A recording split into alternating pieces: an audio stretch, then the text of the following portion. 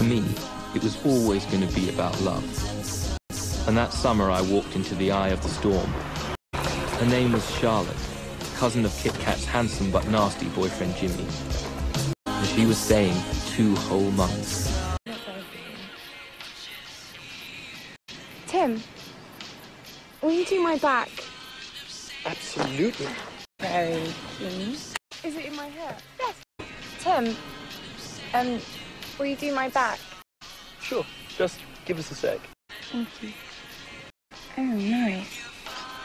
It's my area. It was a summer of suntan and torture. I invited my foolish friend Jay around for tennis because I thought he'd make me look good. I was wrong. What are you doing? Oh, no! Charlotte just made both of us look like idiots. How the hell are you meant to concentrate in your game? How are you meant to live your life with this sort of shit going down? It never got better, until suddenly, it was almost too late. Well, Charlotte, our final lunch. No! And it's been really, really lovely having you all summer.